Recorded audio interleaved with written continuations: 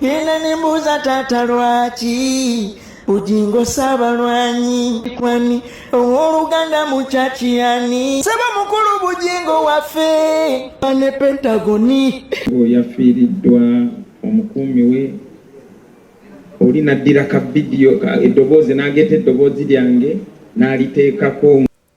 Lwaki obuvidiyo ng'obwo bulabikako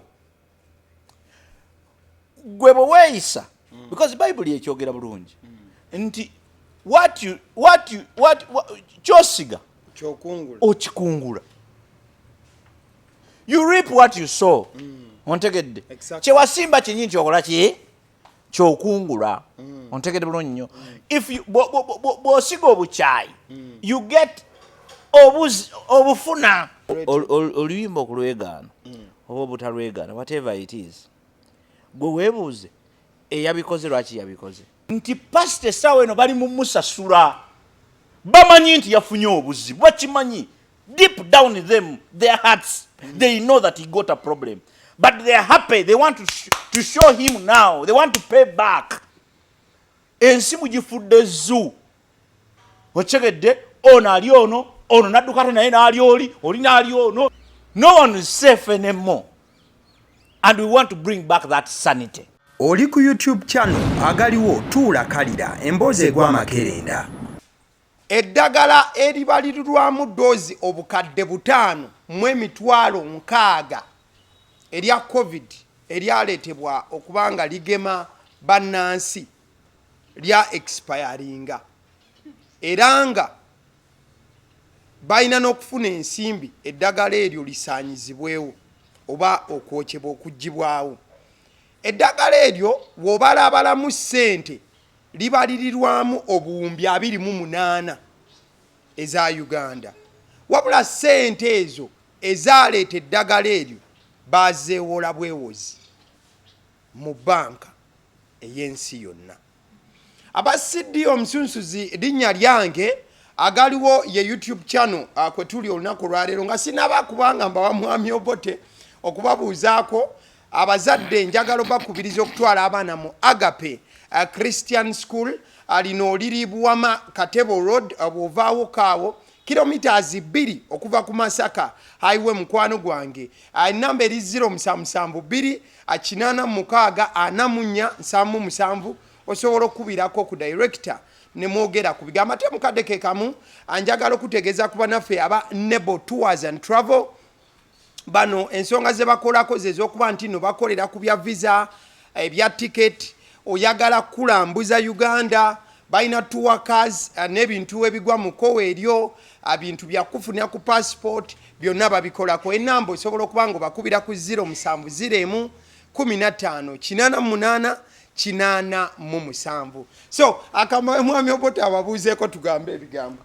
Mwasize mutya mwasibye mutya buli omu gy'owangaalira buli omu gy'olabira mwebale okubeera ku Agaliwo ate mwebale n'okuwaayo emitima gyammwe bada ndi musanyufu nnyo okubanga olunaku olwale munaye Mwami Obote ennaku zino okumufuna oyina oyita mu bantu nga musa nedda ssebo abantu bulijjo Mwami Obote aliwa totandika kulimba tolimba nsi tubeera bize kakati kakati botaliko kati n'essimu y'okugikwata Lutalo kati tuyina oyita mu bantu nga 6 kakati ekyo si kibi Mukama tukimwebaliza naye nga wetuli ate tubaddewo ate tujja kubeerawo without a doubt. So twagala okubaanirizaako olunaku olwaleero happy new year betutagamba nko happy new year mwenjoyinga omwaka enjoy the year enjoy the year omwaka guno bw'obaako kyobadde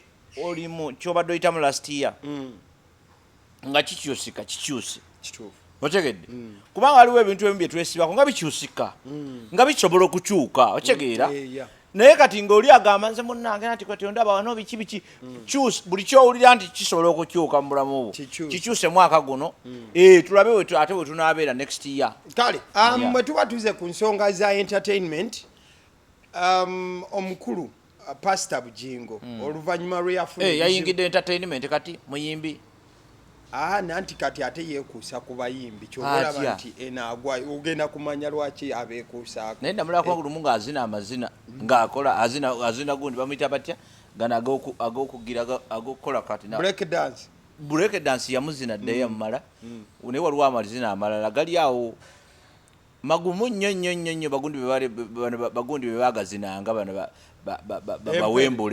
bawembule kafulumugano ye yagazinanga sikonto alina engeri gyakasuka bwati okugulu n'akasuka okugulu waliwo olunaku lwe nalaba neŋŋamba ne bannange mukama atusaasire bwe tukola amannya mukama atusaasire atukakkanye otherwise lumu nalaba passa Bugingo nga ajja bwati ng'aveeri ng'eno kyaki ekuba endwa kati mu kujja bwati najja nazina omwana namukwasa akazindaalo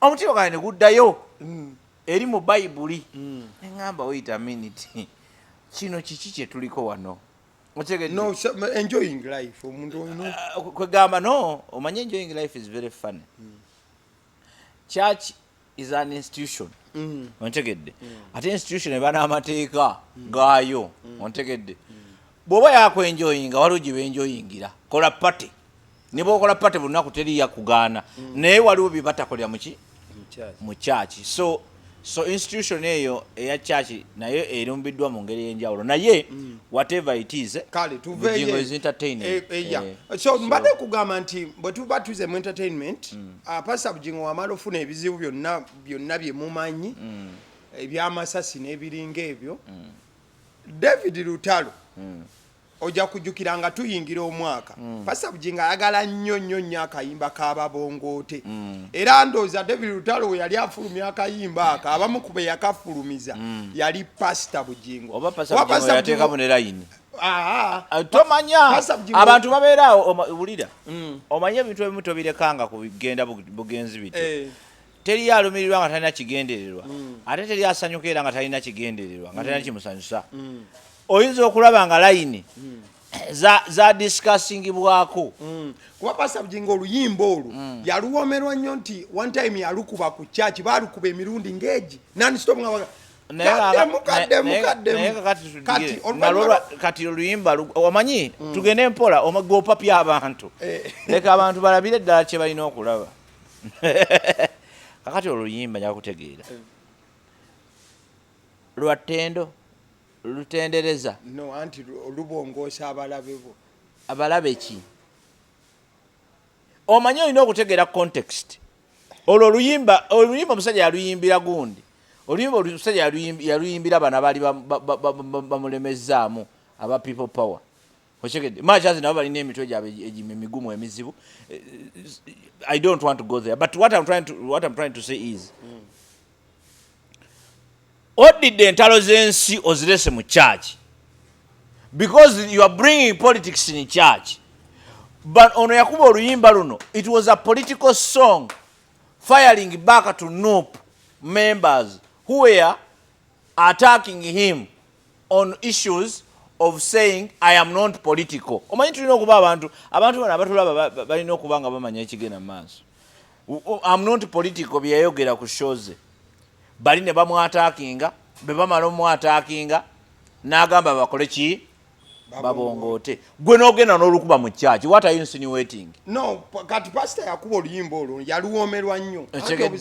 Kakati no anti challenge kati chobola kasikyagala kuwa budde. Kubaga ombuzaabuza n'ontwala ku bibyo by'oyagala ontegedde bulungi nnyo naye njagala abantu bategeere nti babongote as a song is not a gospel song, is not a tender song, it's not a worship song. There's no reason why oluyimba ng'olwo lukubibwa mu church anywhere kubanga church eziri very funny.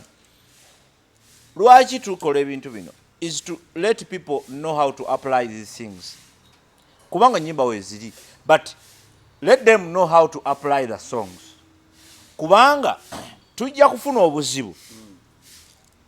Ono waliwo church ezikula ezikyali ento the young churches ezegombe ya pastor Bugingo bajja kutwala luno Luyimba nga gospel song ewaabwe kati before you know it emyaka 10 okuva kati tuyinza okusanga ng'ennyimba ezandibadde eziri eno nga ziri mu church. So we are telling you that what was wrong.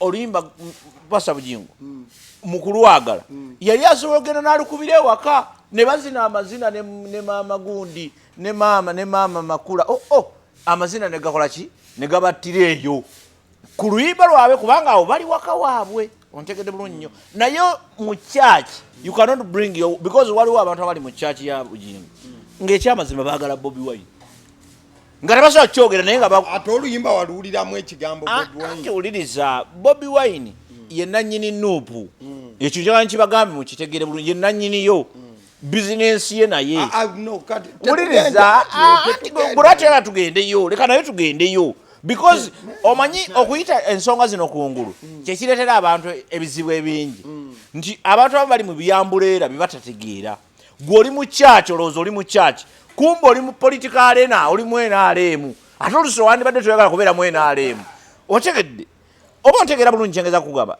and it's very simple to understand but it's also very important for people to know nti churches zononese churches are institutions fedda bwe wakolanga ensobi nga bakubuuza naye gwe wakomadde ogenda mu church gendako mu church ontegedde olwaleero ntya okuintroducing omwana wange ku church yonna I am worried because saagala ku muntu kati I'm introducing my kids to God ontegedde ku Katonda ti Katonda yatuwa emmere gye tulya Katonda yatukola ki so that akula amanyi nti waliyo eyo omuntu aspiria naye sikyasobola mutwala wa pastor nti wuuyo because any time pastor akyuka eyali abuulira ekigambo n'atandika okubuulira ebyensi ontegedde ate nga that's not what we are looking for. So as an institution, as a church institution, it is very important for us to know nti institution erumbiddwa ebintu nga bya mirundi eki erumbiddwa sente fedda abantu babuuliranga basajja batata baffe ababuulira enjiri bajjajja baffe babuuliranga njiri y'abantu kulokoka kugenda mu ggulu baseeka bedda babuuliranga njiri y'abantu kusiramuka kugenda muki mujjana. That is what was the point. Olwaleero it is money related ontegedde ekyokubiri church yayingira oba kyewandiyise institutions z'amadini zayingira mu politics yajja mpola kati olwaleero olina okuba ne stand wooli either nosigala mu kifo ekyo oba n'okivaamu mu bulungi naye nga ekifo ekyo si kya politics ekifo ekyo kyaki kyakuluŋŋamya society kyobola nti society zaffe zonoonese nga bwolaba bwe zifaanana abantu tebakyalina mpisa kubanga gye twali tuddukira waayonooneka and that is the truth. Tokyasobola kugenda mu muzikiti nolowooza nti ojja kugyayo amagezi bw'otuuka mu muzikiti seeka olumala okusala bapabiri ebiwandiika kasa biggwa nga batuula mu bunankani bwabwe obwo abamu anti wuliriza kati nze nkubuulira bwe boogamba nti abamu ate be basinga okubeera nga balabwa kubanga bo bali financed weeru abeera mu muzikiti nga ali mu kutuba ng'ali live nga waliwo TV nga 8 kati gwe biri byoyogerako ebyeri mu kyalo ate nabo bwe bavaayo ne batuuka eno ate nabo bakola bino bibano bye bakoze. So there is no truth in the world anymore. So kye tulina okukola is to bring back the truth.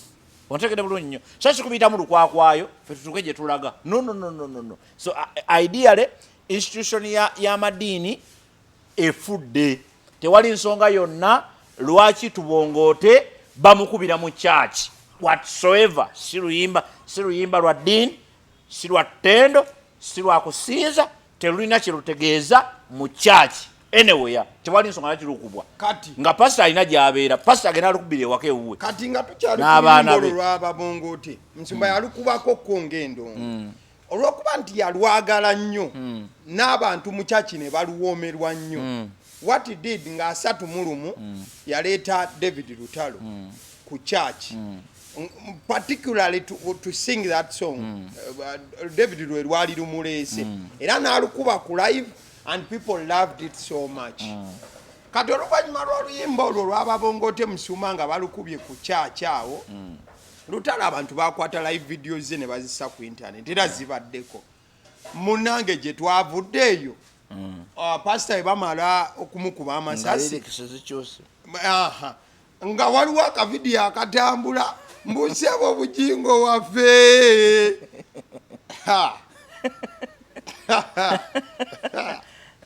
kakati I don't know. You know. Ya atashirwaza abantu. You know. What don't you know? Ati kale kanyinyonyo. Munange. Akayima nga kalimu eddoboozi eriwooma. Naye ng'eddoboozi lya Lutalo. Mukuso. Nga kwogera ku by'amasasi ekyennyinza okugamba omulabi. Kwagamba abantu balina okutegeera. Omanyi nakubuulirako ku kya twali twogera ku banks. So David Lutalo yavuddeyo n'agamba wallahi agakatono okufiira mu muzikiti okufiira mu kanisa Faza Maza dai size yayimba ekintu ekifaanana ekityo kakati nakugambako olulala ffe tetwandibadde wano na gino mitwe gyaffe okyegedde tetwandibadde wano mu t-shirt nga twogera eri ensi okyegedde kubanga tetusaanidde ontegedde naye olwokubanga tewaliiwo bayinza kutuyamba tuvuddeyo tweyambye bweyambi twekwatidde oba temusobola bikola katubyekole fake siffe twandibadde tuli wano nga tugamba abantu bane mweyise bulungi bannange mukolere muti siffe twandibadde eri nga tuli mu byaffe birala ebyokukola tubirina biki biyitirivu naye olwokubanga kati society naffe tukwatako ate naluli yali tukwatako naye luli twalina gye tuddukira tewakyali ontegere bulungi nnyo kakati tuzzeeyo era Bobi Wine mwagalako ekigambo waliwo ebigambo byayogera ze Bobi Wine ebigambo byemwagalako era waliwo ebintu Bobi Wine byakola byemwagalako ng'omuntu ngera bwe nina ebintu byange ku Museveni nga bwe nina ebintu ku muntu nga bwe nina ebintu byange ku bantu naye ngamba kino kirungi this is so good I commend it. Bobi Wine mu yayogera ebigambo n'agamba nti olaba by'oyagala okukyusa gwe bikole ki byekyusize ogwo gwe mulama gwe nnyimirirako ontegedde bulungi nnyo nti twazuula dda nti abantu be twali twesiga tebakyesigika twakyasolako ffe twakulaba tutwale waliwo omusajja Reverend omu yafa kati Samuel Balagadde Sekade ffe twagendanga buli Sunday nga batutwalayo tubuulirira ontegedde ng'ekitutwalayo lwabanga lwaggulo kati nga mugenda ne bababuulirira miki mwana omulenzi weeyisa bwoti obeera n'empisa tovuma abantu tokola bwoti gwe tolooza nti bwebutavuma abantu ebigambo ebivuma tetubimanyi naye waliwo ebintu zetusobola otandika olunaku lulamba nekubavuma kati zesobola okuvuma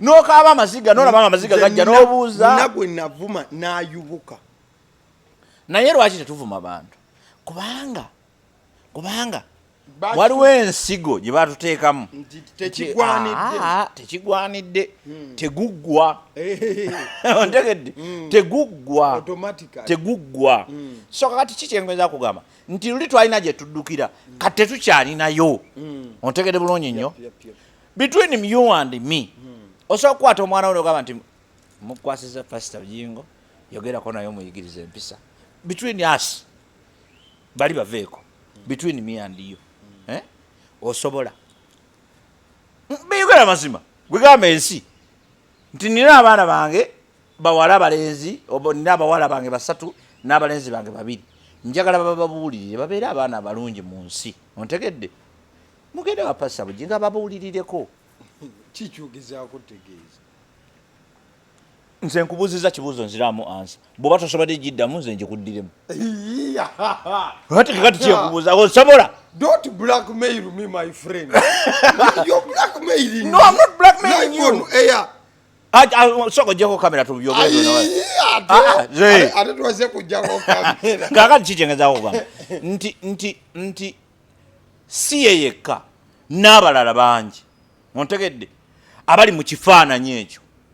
Pastor, Sheikh, father ani musomesa kakati esawa eno tosasa gamba nti musomesa yogerako n'omuwala wange wuno wano kyamutegeera ontegedde kwegamba no one is safe anymore and we want to bring back that sanity because tetusobola kulivinga mu buno bulamu like this forever era bwe tunaabubeeramu nkubulira emyaka 10 okuva kati ensejja kuggwa buggwe bwe tugenda bwe tutinga batugenda nga tewaliwo kyetulongoseza I'm telling emyaka kale myaka ngana waliwo ebintu ebitajja kuddamu kulabikako wano mu nsi nga toddamu kubirabako bife bifiire eddala naye nga ate tebifudde lwakubanga ki nga ffe tubyettidde ontegedde bulungi nnyo olwaleero bw'ŋŋamba nti kakati oli atuula mu anyways going back to the point oluyimba okulwegaana oba obutalwegaana whatever it is gwe weebuuze eyabikoze lwaki yabikoze ontegedde eyakoze oluyimba lwaki yalukoze ekyo kimu nti kitunulire mu ango ngezi nga nnya esookera ddala abuse ontegedde abuse of whatever they abused because kkiriza obagaana bakozesa AI bakozesa biki bakozesa internet bakozesa all those things lwaki internet yaffe tugijjuzaako ebintu ebitalina makulu nti omuntu bw'abiraba talina kyebimwongerako okuleka okwongera okumumenyaamenya okwonooneka n'okusajjula embeera nakugamba wano nali njogera ku kya banka you remember naye nkugamba nti ekimu ku bizibu bye tulina kwe kuba n'amagezi amangi mu society nga tetulina application rules and engagement amagezi amangi nga tetumanyi ngeri yagakozesa thank you very much society olwaleero has access to a lot of information but we don't know how to apply. A lot of misuse is happening. A lot of misuse is happening in our society. Nti olwaleero mu society buli kyoyagala osobola okukifuna at your fingertips osobola okubeera ku ssimu kuno n'olaba kasasiro yenna with just 1,000 shillings of data okitegedde n'olaba kasasiro yenna mu nsi ontegedde bulungi nnyo so kati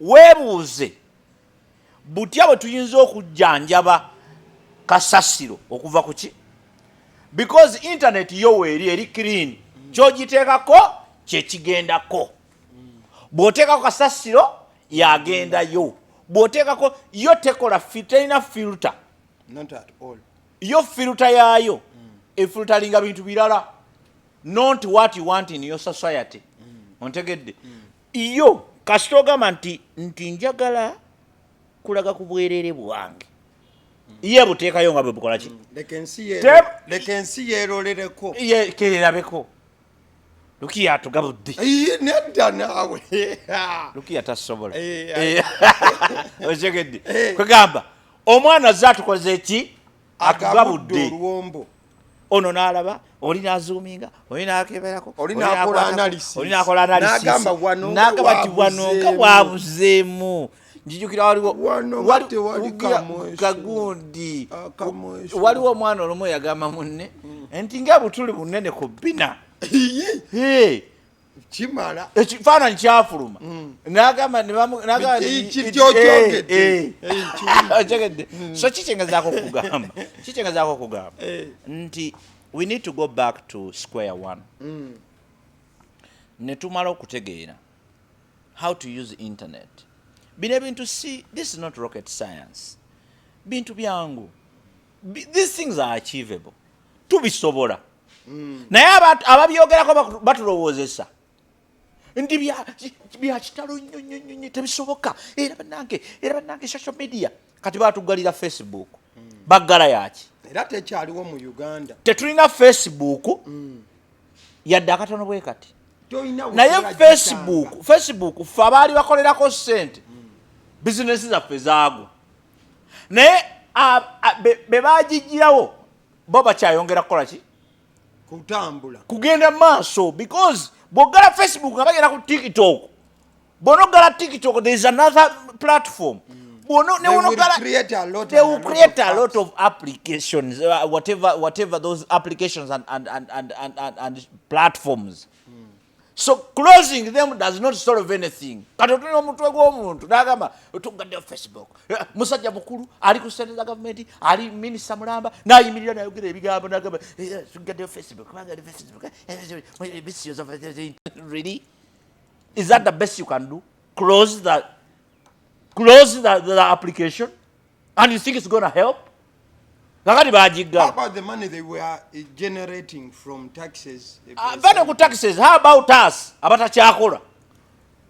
Because Facebook yali asasula sente mpitirivu okusinga ne YouTube ne buli kimu. Exactly. But essaawa eno tetukyafuna yadde ekikumi ky'essente. Kakati tell me gwe mbuulira nze nfunirawa. Wagisiba for the good of your ego. It was even your ego. It's not even for the help of the society because the society teyayambibwa. Because okuva Facebook lwe yavaawo we have seen more nudes and more nonsense than never before. Ontegedde bulungi nnyo. And it's officially teriiwo naye ng'ate weeri kakati fe abakola ssente ku yo tetusobola kukola ssente naye ate denti yayo mu society yo weeri. Ontegedde ate nga society is the most important, not even me, but society is more important okubeera ne sanity. Naye kati olwaleero omuntu ateeka n'ekifaananyi ekibi nnyo ku Facebook, you cannot even trace them because bataddemu obunyonyi balaga nti bali German, balaga nti bali IP address ziraga bali Kenya, bali Tanzania, bali gundi, tebalaga nti ziri Uganda. Naye no control at all. Now there is no control at all. Kyokka n'abo authorities nga police ate bateekayo information ku Facebook ate bo bennyini gye baggala. Otegeeza police emenya amateeka okubeera ku Facebook. Lwakuba tetulina wagiwaabira twandikugenza tugiwaabira ku police naye ate police ate yoyo tetulina wagiwaabira but they have that. Tulina ministries kati obadde ogimanyi ogenda ku police bawaabira nti bateka ebintu ku Facebook nga bakubuuza obadde okozesa ndino tutaddeyo ebintu fe twakikoze mu ngeri yakukwata abantu tukukutte obadde okozesa Facebook. Otegedde so kiki kyengezaako okugamba nti we have lost everything.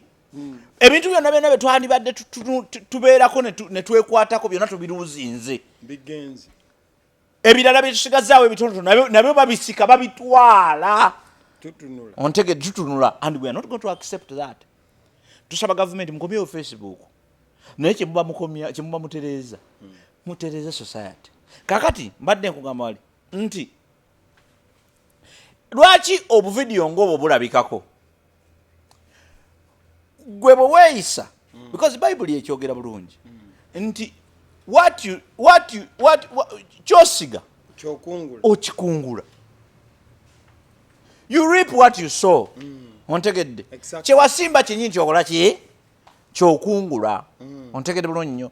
If bw'osiga obukyayi you get obufuna times 2 ebiseera ebisinga times even more. Ontegedde bulungi nnyo. Bw'osiga obulimba naawe obukola ki obufuna. Bw'osiga kati kyosiga kyokola ki kyokungula. Kakati abantu abakola ebintu ebyo nga tonna bakubanenya balowoozeeko omanye nti abantu balina ekizibu. Abakola bu video buno balina ekizibu musebo Bugingo waffe balina ekizibu. Omuntu obudde bwe yataddemu AI eyo editing amaloboozi n'agasinkinga n'akola ki omwana n'agamba Pentagon n'omubuuza kakati naye weebuuze Pentagon kyavaawa omwana yakireese wasoose kiwuliramu eyo gundi kyava eri kati kizzeeyo gye kyava. Back to the center. Back to the center. Pastor Igamu. Yes. Yes, back now to the center. Pentagon gwa jireta mu society. Nogamba abantu nti ezze. Kakati abantu bakubuuza eruwa. Anti ekyo kati you are blocking me and that is very wrong. I'm not here to entertain you. Nakugamba nze siri gundi, nze siri dikuula. I'm not here to make you happy. I'm here to tell you the truth. Ontegede bulungi nnyo. Kakati, you brought that to the people. Now they're asking you, where is it? Ontegede. Bw'ofumbirwa. Wayitayo myezi mwena Katonda azaala nga batandika okubuuza omwana aluwa. Nti owaaye tuba busy. Tujja. Ontegede. Ontegede bulungi nnyo. People, I'm telling you, what you tell people, bo kye bakubanja. Ontegede bulungi nnyo. Kakati. Nga tonnaba kutandika kunenya videos na biki. Tandika okutegeera. Diri tubirina guidance mu society namu. Ochegedde. Exactly. Ani atuguidinga mu bye tukola byonna. Nze nakugambye dda nti nawano nze sandi baddewo. Sinze nsinga okutegeera mu Uganda. Ochegedde bulungi. Naye ogenda okulaba things are going berserk. Ne tulina ba ministers, tulina buli kintu kyonna kyoyinza okugenda. Ne weebuuza, what are they doing? What's going on, man? What's going on? How do we have all this kind of nonsense happening in our societies? Exactly. Ochegedde. Churches kuvadda zizimbibwa bantu. Kuvadda zizimbibwa bantu. Bannange eddinisa likyagaanye. Mwami Abasi naye n'agamba eryo ndiguzi. Era ndeeseko emitwalo aga. Asatu ngenda galeeta. Ne mukuba mungalo mugamba nti Mukama yeebazibwe eddinisa likoze eki? Liguliddwa. Mwami Abasi tukwebaza. Mukama yebala okukozesa. Ate tukusabira. Naziri sente zisigadde zikola ki? Ozireete. Churches zirina okuzimbibwa bantu. Churches zirina okubeera well organized. Olwaleero bwano mu Uganda buli omu pastor. Buli muntu asobola okufuuka ndange kati tusobola okukola wano church yaffe ng'oli yakuŋŋaanya ebibba nze gwe pastor muto nze pastor mukulu abantu ne bajja. Anti naye obusumba buva kuyitibwa. Oyo nonsense. Kati kijja kukkiriza kwogera bigambo bya bunaka. Wuliriza ekigambo kye bayita no sense. Ekyo kyogera tekikola sense. Okuyitibwa tebakuyita kuzimba church. Bakuyita kuzimba kukola njiri. Kubulira njiri. Okuyitibwa. But there has to be a structure. My brother. Kati nze nja kusomesa because nasoma divinity. Nja kusomesa. Church. Kakati bwoba okimanyi you know that the church is not a structure. Why do you waste my good time? You know that it's not a structure, it's not a pentagon, it's not a hexagon, it's not a square, it's not something. A church is with you. A church is within you. Yes. Because our bodies are the temples of the Lord. I know. Kati gwoyogera bikyebe ekisusiru. But at the end oyogera of the ki? day, this is 2021. Tudde ku kiddako. Okay. Kati ekiddako kiri bwe. No, tudde ku kiddako. Ate nze nkirina. Nze shentami. Ate nze nkirina. So, nakugamba nti lwe twali twogera ku bya bank. Nakugamba nti tulina challenge. Tulina challenge. Nti technology has surpassed our level of integrity. Ontegedde. But it is us that bring up the technology. It's not necessarily us that create the technology. No. Kati society, bwemaje kwa society, njoga ku Uganda. Nti a government eremereddwa ku mitigatinga technology ne integrity mu ggwanga. Olwaleero tukyalina abantu abasomesebwa okuwagala Uganda. Can you imagine? Omuntu bamusomesa ayagala ensi ye. Ate nno ssente nnyingi eziteekebwa mu ekyo. N'obuuza kuba nze mba njagala ku oyo agenze nga student mukube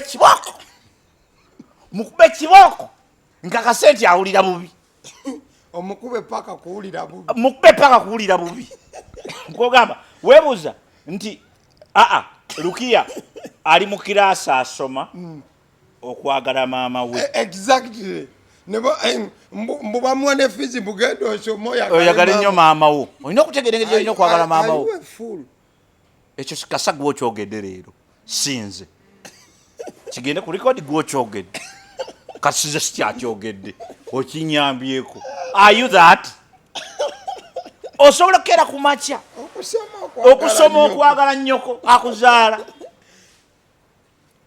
And they have to remind you that today it is a visit your mother. Do you know are you a fool? Ochizemu. So kichengezaako okugamba nti eggwanga lirina okuddayo ku level y'okutegeera ebintu mu butuufu bwabyo. Sanity. Integrity. Ebyo babikolera waka mu nnyumba gye tuwangaalira. Charity begins at home. Ontegedde. Government fedda twabeeranga tulaba ebintu oba ebintu byakyuka bukyusi. Fedda twabeeranga n'abantu abajja mu maka gaffe nga babuuza etoyi yammwe eruwa. Eruwa toyi. Kandabeko. Tata we yejo kyekisika. Era bora never gamba tubuuziza toyi. Tata ngatuka. Ochegede nebakabati tata lwaje babuuziza toyi. Ekibuuzo kiri kimu toyi. Kati tata aduka jirogosa. So chichegana Toyina magezi. Tata duka. So abana Uganda mutusonyiwe. These things are really serious, eh? Febo twali tukula. Nga bajja ne bagamba. Tata nga akugamba. Bwolaba abatoyi bazze odduka n'omugamba. Kyokka omala omugamba ate naye adduka oba abakugwa agenda ogamba omulala. Run for your lives. Mulifa, don't run. Where is the toilet? So, amansaba abantu mutusonyiwe. Ono musiru. No, nawe nedda. Wabisanga Uganda.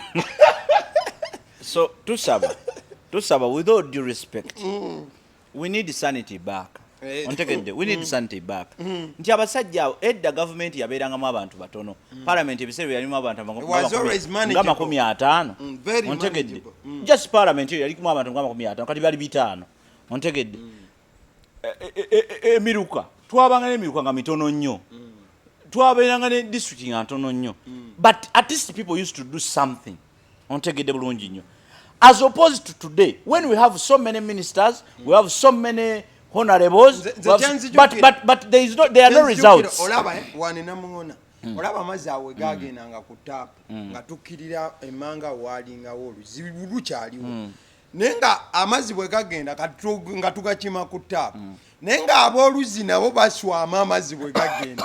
Nga bwe mutuukayo okusena amazzi olina gogola oluzi. Okyegedde. Ng'enkumbi kasita musawe ng'enkumbi zirayininze ng'olumu mutambula n'otambula ne muva ku lwawo lweruli awo osalawo imaroda ema.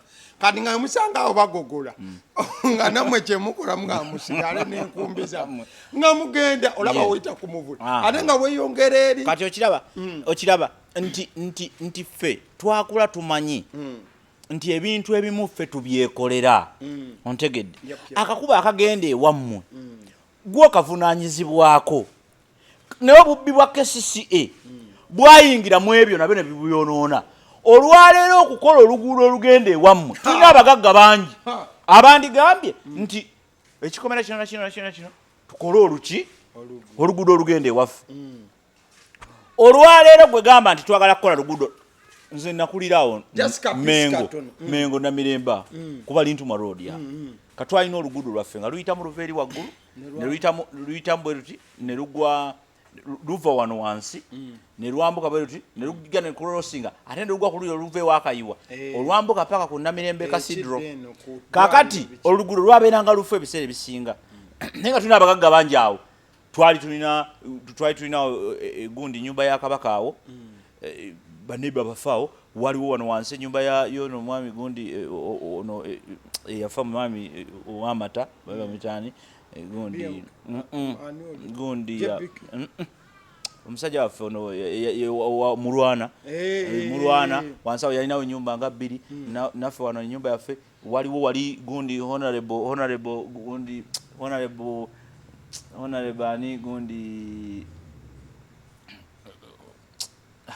and they were all ready all the time but I'm telling you they used to make it so hard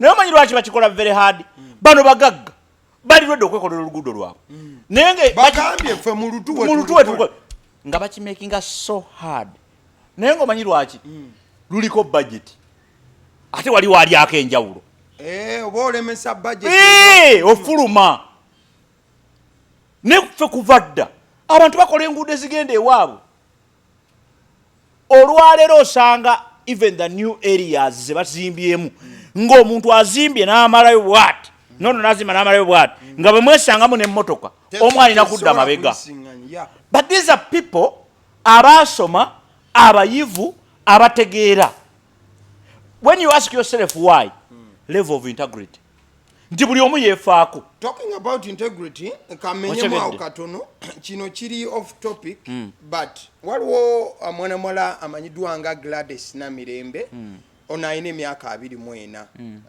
lubuto lwe yasoose okufuna yazadde abaana 3 omulundi gumu olwaleero leero ennaku z'omwezi ziri meka leero ziri ennaku z'omwezi 11 aso mwana mwala we yazadde ekawempe abaana 3 lwe lubuto lwe olusoose naye bbaawe olukitegedde agenze bugenzi waka n'asibamu ebibye n'abulawo kakati kyokka kyembi omwana omuwala ono abadde tannamanya gye bazaala musajja wadde abooluganda lwe bonna kyokka landlord naye abanja kakati nti kiki kyengeza kugamba kyeki kyekugamba nti level of integrity kati eyo embuzi ogiraba oyo musajja akoze ekyo si musajja mubi naye tategeera ontegedde akuzenga kisirusiru talina magezi ontegedde bulungi nnyo nti yandibadde muntu mulungi naye kati nemweyo embeera tamanyi kyakkola ye bwawulidde nti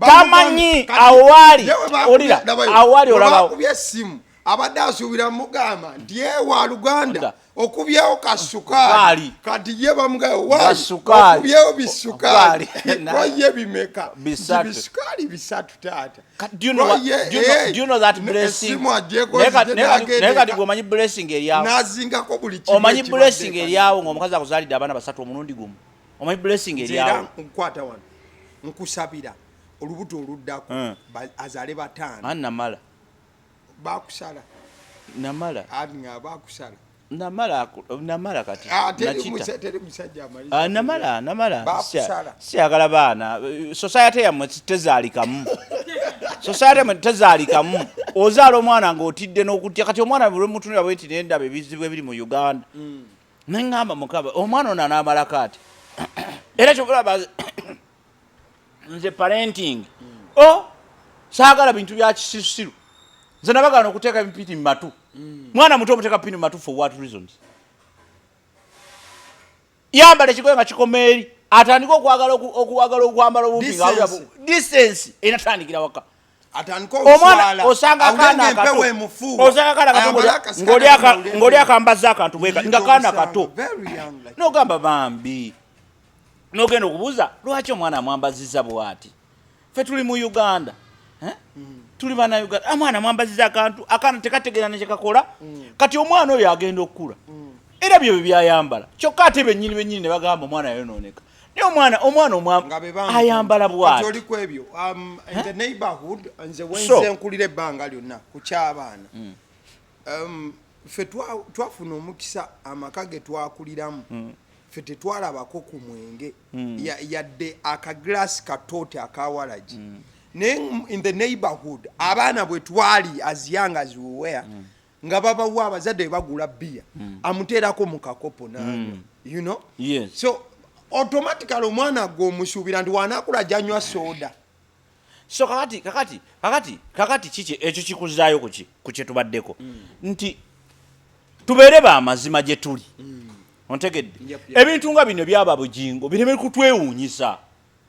That is the type of society we have. Tuleme kwerimbalimba tukole bwe tuti as we are winding up olowooza social media ensonga y'omusumba n'ebiringa ebyo bakoze ovideo bakoze eki tebagikutte bukwasi bubi nnyo. This was a payback. We are in a jungle. Uganda mwagifuula zoo nti buli kisolo kisobola okulya kirina waakyo ono nakwata n'amanya tulinga abali mu zoo. There is no order.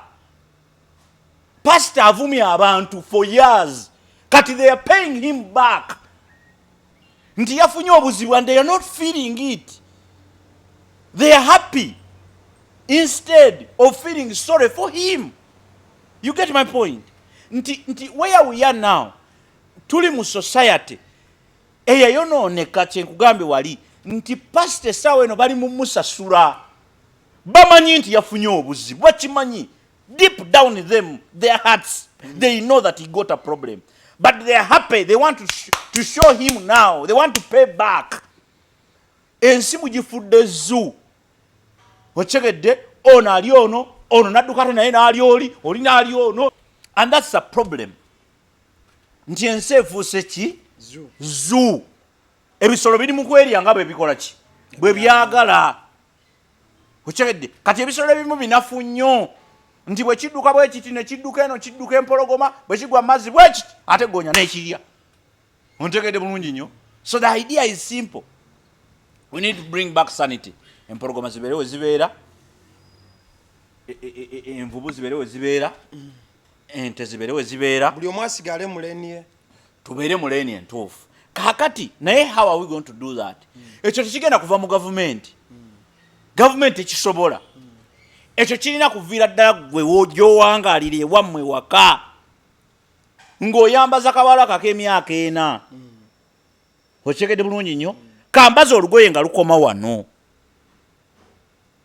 okitegedde bulungi nnyo nti ne bakaba bakakoze decision maaso eyo ne kagamba kanyambala akampi kakikola purposefully gw'omanyi nti abantu bagenda mu kiraabu purposefully omuntu nagenda mu kiraabu n'anyumirwa n'akomawo n'asigala ng'ali okay bw'aba anyweddeyo kanywedde ng'anywedde naye waliwo abagenda mu kiraabu neyeefukira anti bagamba kunywa paka kuwulira bubi kati kakati but they are going in the same clubs ontegedde bulungi nnyo kitegeeza ki abazadde balina okuddayo ku square wano then bano abeeyita bapasita simanyi oli sheeke simanyi oli wabuvunaanyizibwa ki ffe nga ba community experts we are telling you are doing wrong.